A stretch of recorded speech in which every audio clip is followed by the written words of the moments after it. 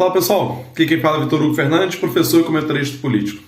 O tema do vídeo de hoje é o seguinte: por que Bolsonaro teve tanto voto no primeiro turno agora?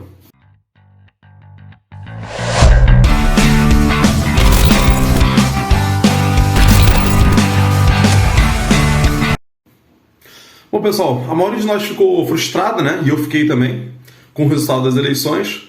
Embora a esquerda tenha vencido o primeiro turno, né, você teve uma margem pequena, bem menos do que a gente esperava, bem menos do que apontavam as pesquisas.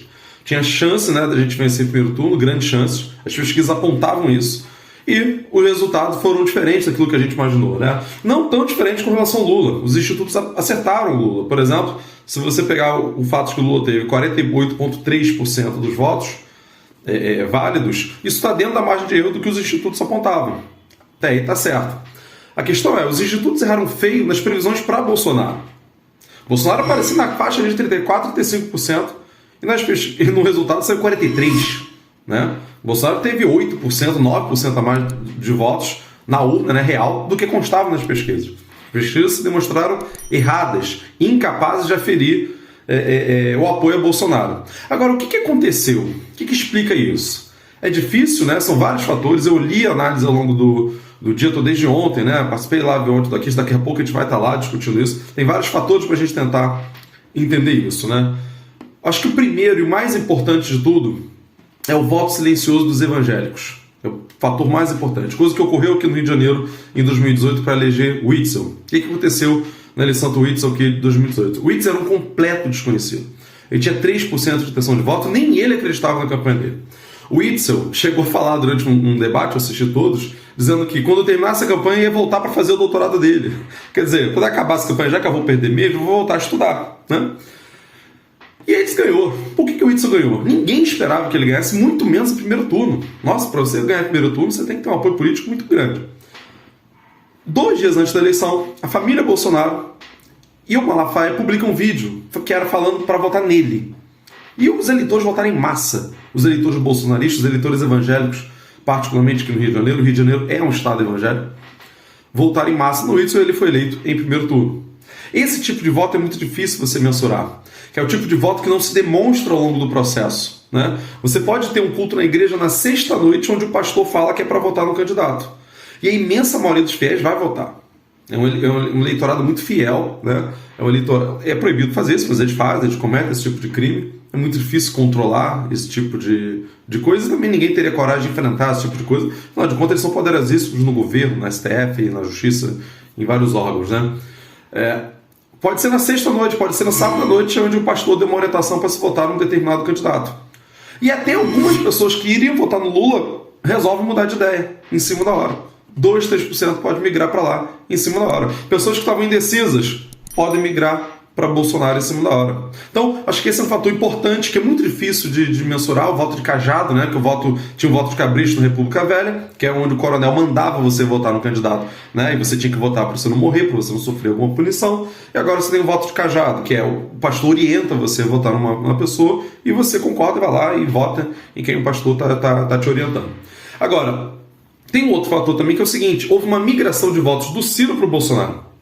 Embora esse seja um fator, a meu ver, um pouco menor, mas soma bastante. Né? O Ciro aparecia com 7% de intenção de voto, caiu para 6%, no final de contas teve 3% de intenção de voto. O Ciro conseguiu atrair para si uma parte do eleitorado antipetista. Aqueles que estavam frustrados com o Bolsonaro, com tudo que ele fez, com a gestão da pandemia, a economia, enfim, estavam revoltados com o Bolsonaro, mas não vai votar no Lula de jeito nenhum.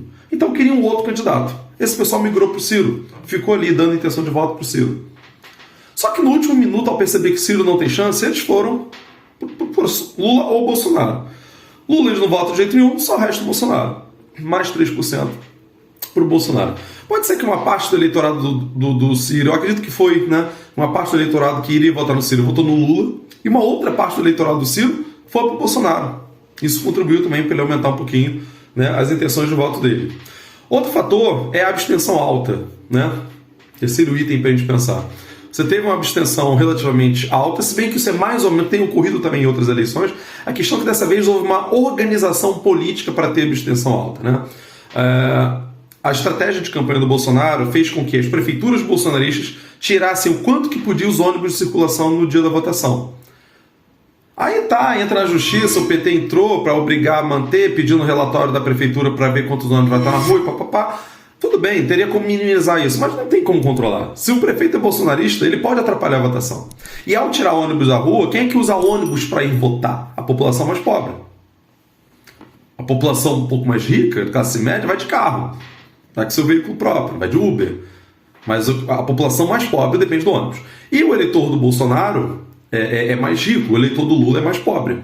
Particularmente, os muito pobres são esmagadoramente eleitor do Lula. Entre os pobres, só quem vota no Bolsonaro são os evangélicos, numa quantidade grande. O eleitor pobre tem uma preferência muito grande pelo Lula. Então, esse fator daí do transporte interferiu também na eleição. Agora, teve também a fraca campanha que foi feita, né? A gente fez uma campanha com muito pouca militância. As pessoas estavam com medo de usar adesivo, medo de fazer campanha na rua, não fazendo campanha de rua.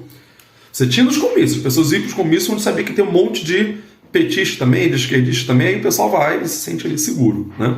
As pessoas estavam com medo. Ok, esse medo tem uma razão, faz sentido, afinal de contas, um monte de gente morreu nessa campanha eleitoral.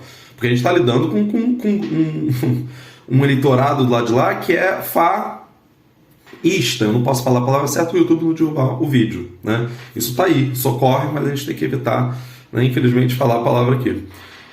Então, as pessoas estavam com medo. E os bolsonaristas cheios de força, cheios de moral, botando a cara na rua, fazendo campanha, botando a bandeira do Brasil, que eles acham que é deles, que eles consideram patriotas, embora sejam baba-ovo dos Estados Unidos e de Israel. Eles estavam com a moral política, eles estavam colocando a cara na rua, se manifestando. E nós com medo. Ok, tem um certo sentido aí em ter medo nisso aí, porque senão, né, as pessoas tinham seus receios. Agora, eu acho que foi um medo exagerado. A gente está numa campanha política, lidando contra uma organização que é vocês sabem o quê? Qual a alternativa? Ficar esperar, deixar de ganhar, então, não fazer campanha, achar que a campanha ali do Facebook, do Instagram vai funcionar? Tem que fazer campanha. Isso é uma questão fundamental, né, para você vencer uma eleição. Outro fator é o seguinte: muita gente envergonhada, provavelmente, isso é uma dedução minha, né, eu não tenho estudo para falar disso, não tenho nenhuma pesquisa que aponte isso, né, porque as pesquisas erraram, né? Muita gente envergonhada em defender Bolsonaro, que não falava em Bolsonaro, ficava calada, mas que tinha votado em 2018 em Bolsonaro, que dava a entender que não ia, que não sei, estava quieta na dela, chegou na urna, no dia, sozinho perante a urna, votou no Bolsonaro. Muita gente que talvez até tenha falado para os institutos, queria votar no Bolsonaro, chegou na hora, mudou de ideia. Que queria votar no Lula, na Tebet, no Ciro, outra pessoa, chegou na hora, mudou de ideia. Então, é difícil mensurar esse tipo de coisa. Os institutos erraram feio com relação ao voto de Bolsonaro, não conseguiram mensurar isso, né? Isso reforça o discurso dos bolsonaristas que a pesquisa foi fraudada, né? Eu não acho que foi fraudada, não tem nenhum indício para indicar isso. Acho que é um erro metodológico mesmo.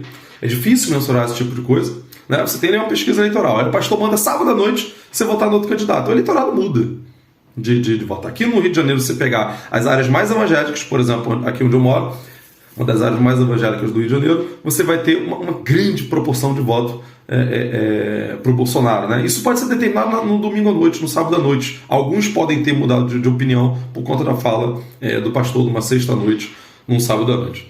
A questão é, nós vencemos o primeiro turno, só que vai ser para uma margem pequena. E vai ter segundo turno, e vai ser mais 4 semanas disso aí, e é cansativo. O que a gente faz?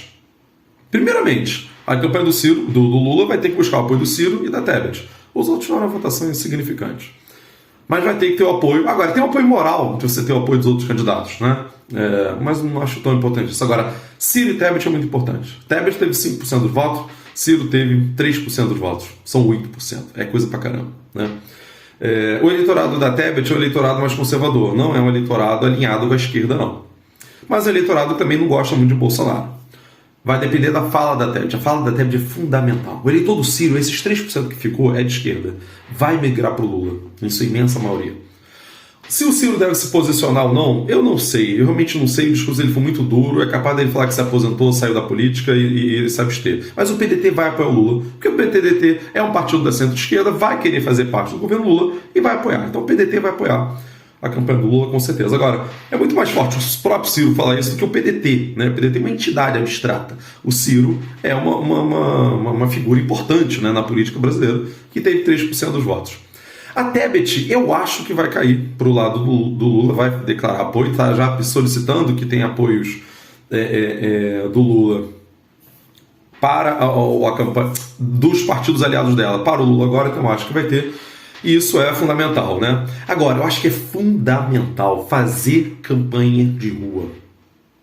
Adesivar o peito, botar na porta da tua casa, botar no teu carro, fazer panfletagem na rua, levar bandeira. A gente tem que botar a cara na rua. Ah, mas aí tem risco, tem medo, o bolsonarista pode ser agressivo, o bolsonarista pode ser violento, o bolsonarista pode isso, pode aquilo. Pode. É verdade. Você sabe qual que é a outra alternativa? Não faz campanha nenhuma. Fica em casa, fica só no Facebook, só no Instagram, só eu aqui no YouTube falando, sem ir pra rua. A alternativa dos bolsonaristas ganharem mais e mais e mais e mais moral, eles têm a máquina na mão, eles têm a presidência da República na mão, eles têm o governo do Rio de Janeiro na mão, e o governo de São Paulo, o governo de um monte de estado importante do Brasil está na mão deles. As prefeituras para poder tirar o ônibus também no dia de votação no próximo dia 30 de outubro. A outra alternativa é a gente não fazer nada, ficar só em campanha de rede social, não se adesivar, deixar eles ganhar a rua, eles ganhar a moral e eles vencerem as eleições. E aí vai ser muito mais perigoso, vai morrer muito mais gente. Eu posso perder meu emprego, eu sou um professor de sociologia, um blogueiro, um comentarista político. O risco para mim é grande. Para vocês é grande também. Para mim maior. Para quem se expõe é maior. A gente tem duas alternativas. Ou corre o risco por 4 semanas, ou corre o risco pelo resto da vida. Porque eu não sei se tem Brasil se a gente perder essas eleições. Eu não sei o que sobra se a gente perder as eleições. E você está tendo um crescimento da extrema-direita a nível mundial. A nível mundial.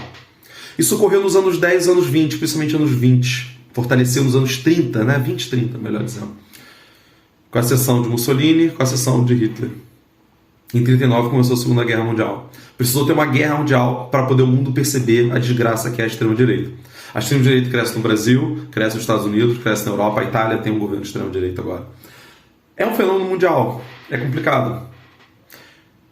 A gente não pode deixar o Brasil fazer parte dessa onda. Ou a gente milita agora e corre risco por 4 semanas. Ah, tem risco, tem violência. Tem, eu sei que tem.